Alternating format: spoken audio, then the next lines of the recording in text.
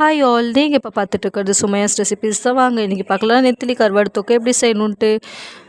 12 சின்ன வெங்காயம் எடுத்துருக்கேன், நல்லா மெலிசாக வெட்டி எடுத்துக்கோங்க. அதுக்கப்புறம் வந்து கருவாடை நல்லா வாஷ் பண்ணிக்கோங்க சுடு தண்ணியில். மீடியமாக சூடு பண்ணிக்கோங்க தண்ணி, இல்லைன்னா கருவாடு பூரா கரைஞ்சிடும்.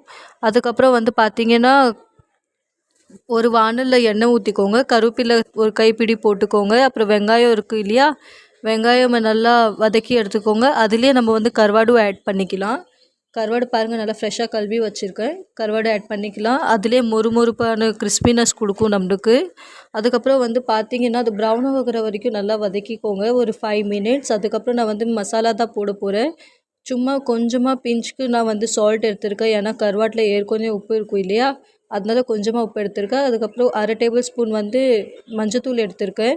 1 டேபிள் ஸ்பூன் வந்து மிளகாத்தூள் இப்போ ஆட் பண்ணிக்குவேன் நான். நல்லா மிக்ஸ் பண்ணிக்கோங்க. கொஞ்சமாக தண்ணியும் ஊற்றிக்கோங்க.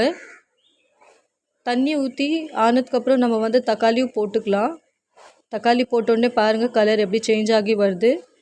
நல்லா எண்ணெய் பிரிஞ்சு வரணும், அப்போ தான் நல்லா சூப்பராக இருக்கும், சாப்பிட்றதுக்கும் டேஸ்ட்டாக இருக்கும்.